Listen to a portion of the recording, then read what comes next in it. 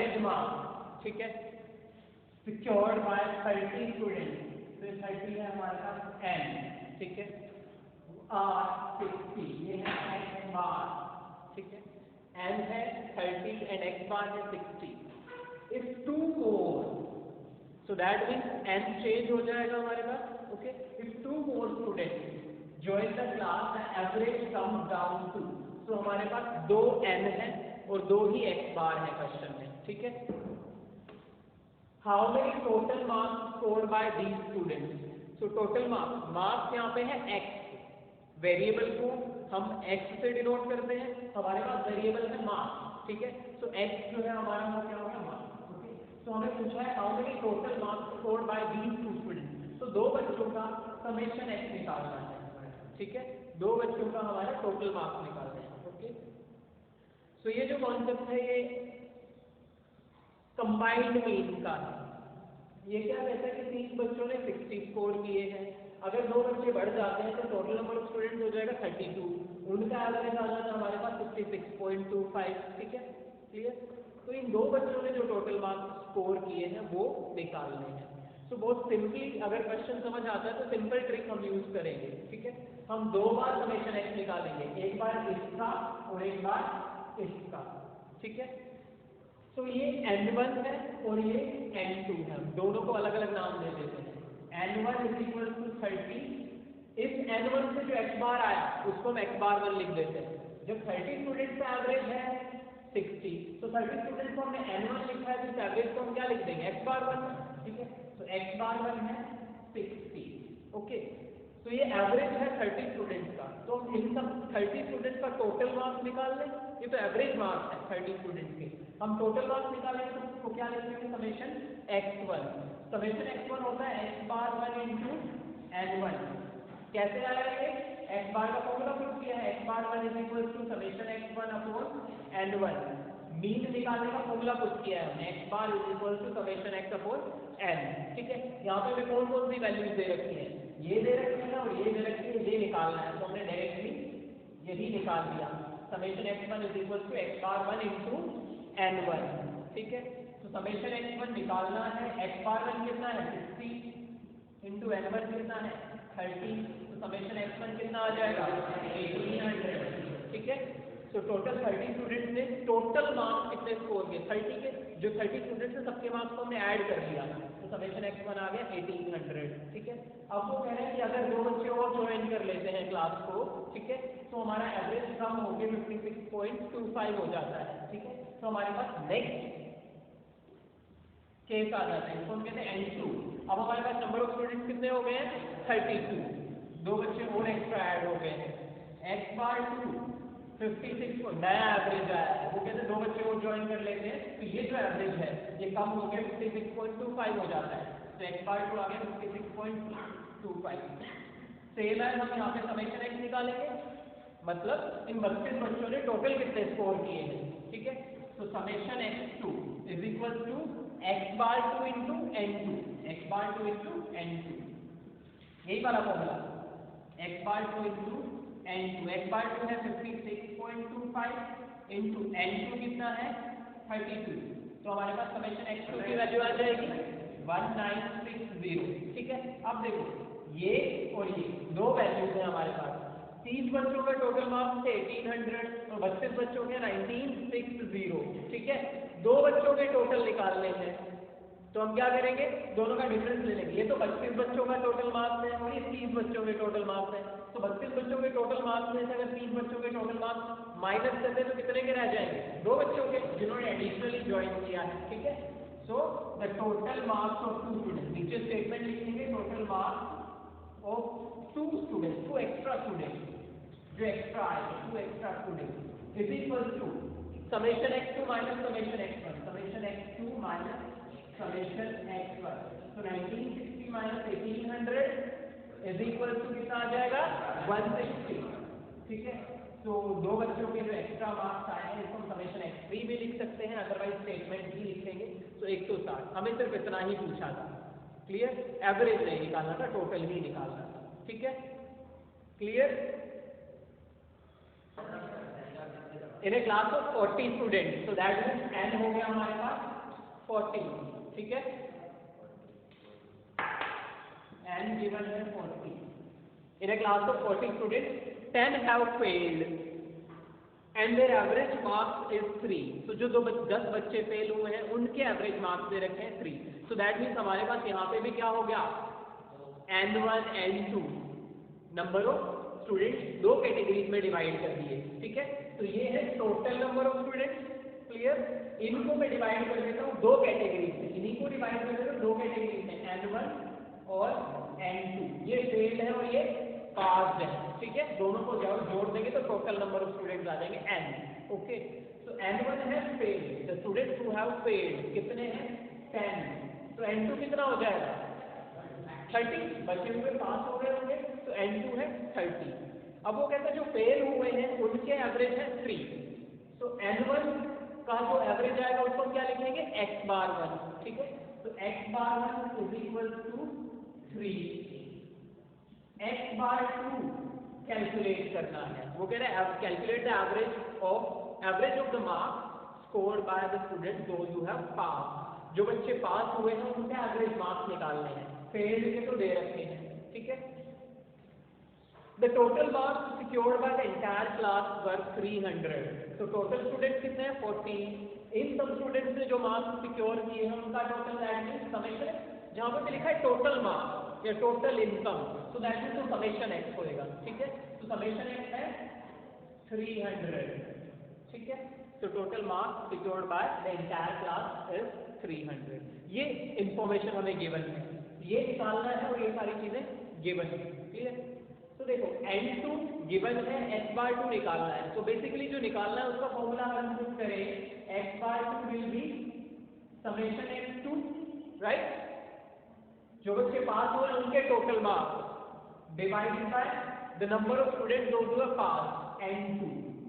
ये पास वाली इंफॉर्मेशन है और ये फेल स्टूडेंट्स की इंफॉर्मेशन है. हमें निकालना है पास स्टूडेंट्स का एवरेज. तो एवरेज x बार होता है, पास स्टूडेंट्स को हमने x बार 2 माना है.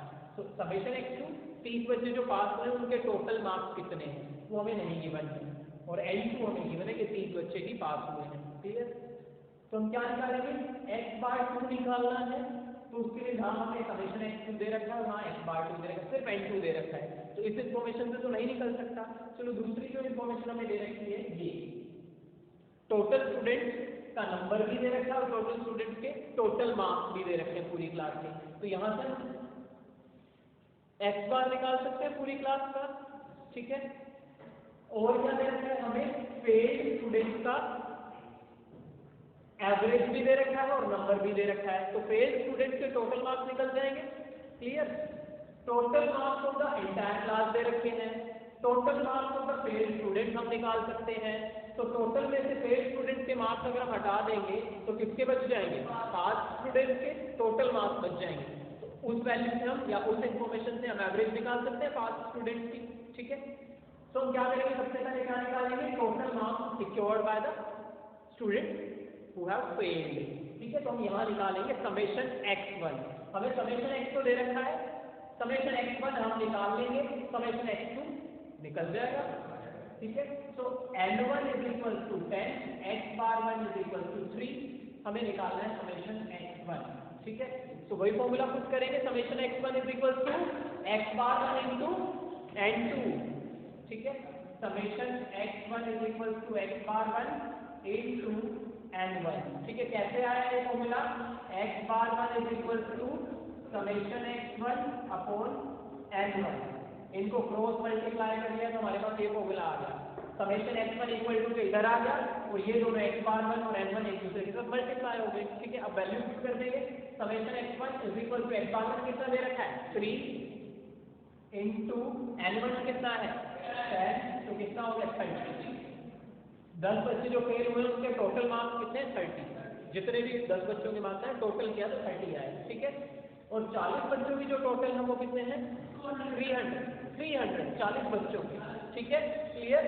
तो एंटायर क्लास के टोटल मार्क्स हैं और ये फेल स्टूडेंट्स के टोटल मार्क्स हैं. हमें चाहिए पास स्टूडेंट्स के टोटल मार्क्स ताकि हम उनका एवरेज निकाल सकें, ठीक है, क्लियर. तो हम क्या करेंगे, we will calculate the total marks of the students who have pass, ठीक है.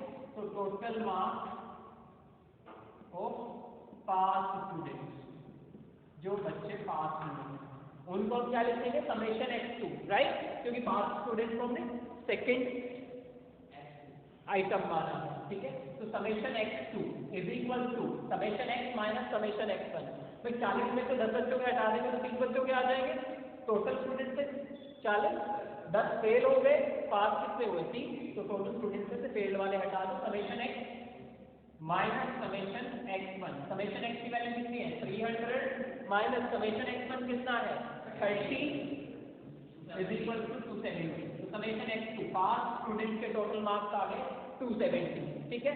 तो हमारे पास देखो n2 भी है, समेशन x2 भी है, x बार 2 आ जाएगा, ये फॉर्मूला पुट करा हुआ है हमने, इसी में डायरेक्ट वैल्यू पुट कर देंगे, x bar 2 is equal to summation x2 कितना है 270 डिवाइडेड बाय n2 कितना है 30, ठीक है। तो कितना आ जाएगा 9, x बार 2 आ गया हमारे पास 9, ठीक है। तो पास स्टूडेंट का जो एवरेज है वो हमारे पास है 9। ओके ओके, तो क्वेश्चन में गिवन है कि Monday to Sunday, sorry Saturday, ठीक है, एवरेज रेनफॉल ले रखी मंडे टू सैटरडे। ओके, तो x बार हमें गिवन है, कोई x बार हमें गिवन, अभी हमें नहीं पता कि वो 1 है या 2 है। तो एवरेज रेनफॉल ले रखी मंडे टू सैटरडे 0.3। ओके, तो n कितना हो गया, number of days 6, Monday to Saturday 6 दिन होते हैं, तो n हो गया हमारे पास 6, 6 दिनों की बारिश का एवरेज है 0.3। नेक्स्ट है due to heavy rainfall on Sunday, Sunday को भारी बारिश की वजह से the average rainfall for the week, ठीक है, पूरे हफ्ते का जो एवरेज रेनफॉल है वो इंक्रीज होके हो जाता है 0.5। तो नेक्स्ट एवरेज हमारे पास आया 0.5, ठीक है। अब ये है कितने दिनों की बारिश का, 7 दिनों, क्योंकि संडे को भी बारिश हुई है और पूरे हफ्ते का एवरेज निकाला गया तो वो इतना हो गया, ठीक है। तो नेक्स्ट एन है हमारे पास 7, नंबर ऑफ डे 7 हो गया, 7 दिनों का एवरेज इतना है, 6 दिनों का एवरेज इतना है, ठीक है, क्लियर। तो हमें पूछा है कि संडे को कितनी बारिश हुई है, तो हम एक दिन का बीच में गैप बच रहा है, भाई यहाँ से 7 दिनों की टोटल रेनफॉल निकाल सकते हैं और इस इंफॉर्मेशन से 6 दिनों की टोटल रेनफॉल निकाल सकते हैं, ठीक है। Total rainfall mean summation x यहाँ से निकल जाएगा और एक समेशन x यहाँ से निकल जाएगा, ठीक है। तो वो होगी टोटल रेनफॉल ऑफ 7 डेज, ये होगी टोटल रेनफॉल ऑफ 6 डेज। तो दोनों का डिफरेंस क्या हो जाएगा, टोटल रेनफॉल ऑफ 1 डे जो बच गया संडे, ठीक है, क्लियर। तो सिंपल है बहुत क्लियर। तो हम क्या करेंगे, यहाँ से समेशन निकाल लेंगे, 7 दिनों का टोटल बारिश और 6 दिनों का टोटल बारिश, ठीक है, क्लियर। तो इसको हम रखेंगे x बार और इसको n, इसको हम मानेंगे x बार 1, इसको n1, ठीक है। नेक्स्ट होगा n2 1, क्योंकि n1 प्लस n2 क्या होता है n, भाई टोटल वीक में टोटल कितने डेज होते हैं 7, तो टोटल को हम n मानेंगे, जो कहाँ से आया n1 प्लस n2 करके, 6 दिनों की बारिश अलग है और एक दिन अलग बारिश हमें जो इंफॉर्मेशन दे रखी वो दे रखी है। तो n1 plus n2 is equal to n, इसी तरीके से x bar 1 plus x bar 2 is equal to x बार, ठीक है। अब हमें इस दिन का एवरेज, भाई इस दिन का एवरेज निकाल लो चाहे टोटल निकाल लो, बात तो एक ही है ना, क्योंकि नंबर ऑफ डेज कितने यहाँ पे 1 है, ठीक है। तो किसी भी वैल्यू को 1 से डिवाइड करेंगे तो टोटल भी उतना ही आएगा और एवरेज भी उतना ही आएगा, ठीक है। तो मैं यहाँ से x बार 2 निकालूं या फिर समेशन x निकालूं, x2 निकालूं, एक ही बात है, ठीक है। तो हम क्या करते हैं, x बार क्या निकाल देगा समेशन x बार 1 क्या निकाल देगा हमारे लिए समेशन x1, ठीक है। तो समेशन x में से समेशन x1 माइनस करेंगे तो क्या बच जाएगा समेशन x2, जो कि क्या होगा इस एक दिन की टोटल बारिश बताएगा, ठीक है। तो हम निकाल लेंगे समेशन x2 यहाँ से, ठीक है। तो समेशन x क्या हो जाएगा x बार इंटू n, ठीक है। भाई x बार का फॉर्मूला पुट करोगे x bar is equal to summation x upon n, cross multiply करोगे तो क्या बन जाएगा summation x is equal to x bar into n। तो summation x is equal to x bar कितना है 0.5 इंटू n कितना है 7, कितना आ जाएगा 3.5, ठीक है। ये हो गई 7 दिन में हुई टोटल बारिश, 3.5 इंच बारिश हुई है 7 दिन मिला के, ठीक है। 6 दिन में कितनी हुई टोटल बारिश, average into number of days, तो 0.3 इंटू 6 1.8 इंचेस, 6 दिन में तो टोटल बारिश हुई 1.8 इंच और 7 दिन में टोटल बारिश हुई 3.5 इंच। ठीक है, तो एक दिन जो संडे है जिसको हमने समेशन एक्स को माना है वो कैसे निकलेगा, summation x minus summation x1। 7 दिन की टोटल बारिश में से 6 दिन की टोटल बारिश माइनस कर दो, 1 दिन की टोटल बारिश बच जाएगी, रेनफॉल बच जाएगी। तो समेशन एक्स कितना है 3.5 माइनस समेशन x1 कितना है 1.8। ठीक है, कितना बच गया 1.7 इंच समेशन x2। ठीक है, that is the total rainfall on Sunday. ठीक है, संडे को इतनी बारिश हुई है। Okay, in the following frequency distribution if the arithmetic mean is 45.6, जो गिवन है उसको लिख देंगे। तो हमें x बार गिवन है 45.6। Find out the missing frequency. ठीक है, नेक्स्ट हमें क्या गिवन है, वेजेस गिवन है, कॉन्टिन्यूअस सीरीज है तो वेरिएबल है wages 10 to 20, 20 to 30, 30 to 40, 40 to 50, 50 to 60, 60 to 70, 70 to 80। Okay, next हमें गिवन है फ्रीक्वेंसी, नंबर ऑफ वर्कर्स। ठीक है, फ्रीक्वेंसी लिख देते हैं डायरेक्टली इसको, 5 6 7। नेक्स्ट फ्रीक्वेंसी मिसिंग है x मान लेंगे इसको 4 3 एंड 9। तो हमें ये मिसिंग फ्रीक्वेंसी, ये जो x की वैल्यू है ये निकालनी है। ठीक है, अब देखो मीन गिवन है, कॉन्टिन्यूअस सीरीज है, ठीक है, फॉर्मूला मीन का ही पुट करना है। तो हम क्या करेंगे, चाहे डायरेक्ट यूज करो चाहे शॉर्टकट यूज करो, जो मर्जी यूज करो, लेकिन सबसे पहले हमें क्या चाहिए, x की वैल्यू चाहिए। ठीक है, तो x क्या होगा, मिड वैल्यू को हम x मान लेते हैं, तो इसकी मिड वैल्यू निकालो, मिड वैल्यू x 10 to 20, 15 इसकी मिड वैल्यू हो जाएगी, 25 35 45 55 65 एंड 75। ठीक है, x की वैल्यूज हमारे पास आ गई है। ओके, फ्रीक्वेंसी हमें दे ही रखी है। अगर हम डायरेक्ट मेथड पुट करते हैं, ठीक है, तो हम क्या यूज करेंगे, x bar equal to summation fx upon summation f। ठीक है, अगर डायरेक्ट मेथड पुट करते हैं तो समेशन fx में हम क्या करेंगे, दोनों का प्रोडक्ट निकाल लेंगे। ओके, समेशन f करो, हमें यहाँ पे समेशन f की वैल्यू चाहिए, तो summation f is equal to total करेंगे तो कितना आएगा 34 प्लस x। ठीक है, नेक्स्ट हमें चाहिए समेशन fx। ठीक है, अगर डायरेक्ट मेथड यूज करते हैं। ठीक है, और अगर हम शॉर्टकट यूज करते हैं अगर, तो हमें क्या करना पड़ेगा, fx की जगह fd आ जाएगा। ठीक है, a plus summation fd upon summation f। कोई भी एक वैल्यू हम क्या मान लेंगे, a अज्यूम कर लेंगे। सपोज मैं 45 को ही a मान लेता हूँ। ठीक है, तो d निकल जाएगा यहाँ से, d is equal to x minus a। बताया था d क्या होती है, सिंप्लीफाइड फॉर्म ऑफ x होती है। हम x की वैल्यू को सिंप्लीफाई करते हैं, उसमें से एक कॉमन वैल्यू को डिडक्ट करके। तो 45 हमारी कॉमन वैल्यू है, सभी वैल्यूज में से 45 माइनस करो, कितना आ जाएगा, -30 -20 -10 0 10 20 30। ठीक है, बस स्टेप डेविएशन पे भी जा सकते हैं, इसको 10 से डिवाइड कर देंगे तो हम स्टेप डेविएशन पे चले जाएंगे। राइट, क्या होता है स्टेप डेविएशन में, आई एफ डी निकालते हैं, C is equal to D upon D prime निकालते हैं, simplified form of D, D prime is equal to D upon C. That means D को सिंप्लीफाई करते हैं by dividing with the common factor. ठीक है, एक कॉमन फैक्टर जो सभी वैल्यूज को डिवाइड कर दो, क्या है 10।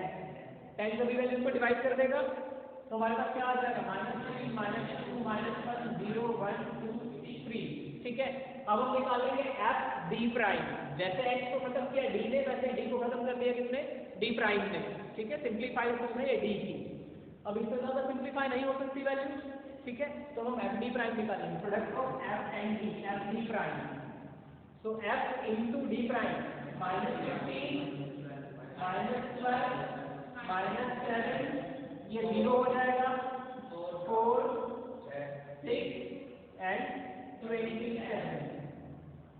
अब हम इसका टोटल कर लेंगे, summation f d prime is equal to, ये अलग हो जाएंगे 37 प्लस प्लस को अलग ऐड कर लो, माइनस को अलग ऐड कर लो, ये कितना आएगा 34 -34। ठीक है, ऐड करेंगे तो कितना आ जाएगा 3, समेशन एफ डी प्राइम आ गया 3, ठीक है। अब हम फॉर्मूला पुट करेंगे क्योंकि हमने स्टैंडर्डाइजेशन मेथड यूज किया है, तो स्टैंडर्डाइजेशन मेथड के according x bar is equal to a plus, जो माइनस किया है उसको प्लस करेंगे, ये हमने यहाँ पे माइनस किया है तो इसको हम प्लस कर देंगे फॉर्मूला, a प्लस क्या है summation f d prime, summation f d prime upon summation F, यहाँ पे हमने c डिवाइड किया है तो c को मल्टीप्लाई कर देंगे, ठीक है, जो माइनस किया उसको ऐड कर देंगे फॉर्मूले में, जो डिवाइड किया उसको मल्टीप्लाई कर देंगे, ठीक है। तो सारी वैल्यूज है हमारे पास, x बार प्लस a क्या है, a है 45 plus summation f d prime क्या है 3 अपॉन समेशन एफ कितना है 34 प्लस x इंटू c कितना है 10, ठीक है। अब देखो हमारे पास समेशन एफ नहीं है तो हम इनको डिवाइड नहीं कर सकते क्योंकि समेशन एफ में हमारे पास एक वैल्यू मिसिंग है जिसको हमने x लिखा है, ठीक है। तो एक और वैल्यू हमें गिवन है x बार, तो x बार पुट कर दो यहाँ पे 45.6 is equal to 45 plus 3 upon 34 plus x into 10। अब ये 45 इधर जाके माइनस हो जाएगा, ठीक है, तो कितना बच जाएगा 0.6 is equal to 3 upon 34 plus x into 10, multiply कर तो डिवाइड तो हो नहीं सकता, तो नेक्स्ट ऑपरेशन कर लेते हैं 0.6 is equal to 30 upon 34 plus x। अब क्या करेंगे क्रॉस मल्टीप्लाई करेंगे 0.6 इंटू 34 प्लस x, ठीक है, तो 0.6 इंटू 34 कितना आएगा भाई 0.6 तो 34 6 बाय 10 कर लो, then 6 by 10 is equal to 30 upon 34 into, आप क्रॉस मल्टीप्लाई करेंगे तो क्या करेंगे ये दोनों मल्टीप्लाई हो जाएंगे और ये दोनों मल्टीप्लाई हो जाएंगे, ठीक है। 6 से 30 को डिवाइड करेंगे या 300 को डिवाइड करेंगे, ठीक है, ठीक है। तो 0.6x is equal to 30 minus 20.4, तो कितना आएगा 30 minus 20.4 9.6, 0.6x is equal to 9.6, इधर जाके डिवाइड हो जाएगा x is equal to 9.6 upon 0.6, ठीक है। अब इसको डिवाइड कर दो कितना आ जाएगा 16, तो x कितना आ गया 16, हमारी x की वैल्यू आ गई 16, ठीक है, क्लियर।